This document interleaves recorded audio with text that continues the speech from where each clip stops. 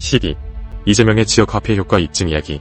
누군가는 의심했다. 지역화폐? 그저 돈 나눠주기 아니냐고. 실질적 효과는 없고 예산만 낭비되는 거 아니냐고. 하지만 어떤 정부는 단호하게 말했다. 돈이 돈을 버는 구조를 바꾸자. 이재명.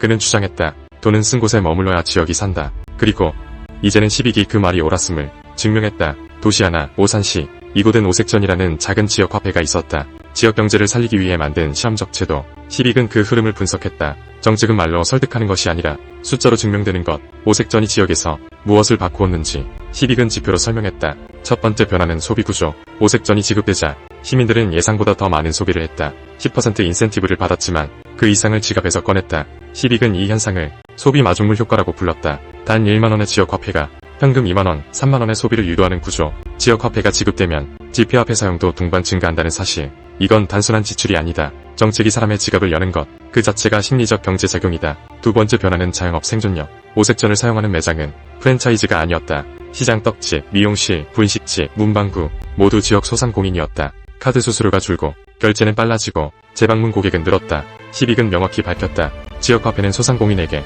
직접적이고 실질적인 매출 증대 수단이 된다. 이재명이 말한 복지는 곧 경제다라는 명제는 더 이상 이상이 아닌 데이터로 입증된 현실이었다. 세 번째 변화는 정책 정밀도. 12근 오색전 사용 데이터를 통해 다음과 같은 정보를 도출할 수 있었다. 어느 업종이 살아나고 있는지, 어느 동네에서 소비가 줄고 있는지, 어떤 연령층이 실제 수혜자인지, 어떤 상권이 위험 신호를 보내고 있는지, 그리고 그 데이터는 곧바로 복지정책, 지원정책, 상권회복정책으로 연결되었다. 데이터 기반의 선제적 정책 결정. 지역화폐는 단지 예산 소비 수단이 아니라 정책의 센서로 기능하게 되었다. 네 번째는 경제 파급력. 12근 말한다. 예산 100억으로 최대 1000억의 경제 유발 효과를 만들 수 있는 구조. 1차 유통 지역화폐 지급 즉각적 소비. 2차 순환 기존 현금 소비 증대 상권 회복. 3차 활용 자영업 소득 증가 지역 고용 증대. 4차 재정화 매출 세수 증가 재정 안정. 단순 지원이 아니다.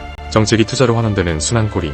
지역화폐는 지역의 돈을 외부 유출되지 않게 가두는 현대판 경제둑이 되었다. 그럼에도 불구하고 비판은 있었다. 쇼잉이다. 단기 효과에 불과하다. 선심성이다. 하지만 12근 이 모든 비판에 숫자로 답했다. 지역화폐 사용자의 소비 빈도는 1.8배, 소상공인 가맹점의 매출은 월 평균 25% 상승, 카드 수수료 부담은 최대 30% 감소, 복지 수당의 실제 사용률은 기존 대비 40% 증가, 정책 체감도 상승, 시민 만족도 상승. 이 모든 수치가 이재명 정부의 지역화폐 정책이 정답이었음을 증명했다. 그리고 12근 결정적인 한 가지를 증명했다. 지역화폐를 지급하면 현금도 더 쓴다. 이건 어떤 복지 정책에서도 쉽게 얻기 힘든 구조다. 지원이 아닌 유인, 퍼주는 게 아닌 끌어내는 소비.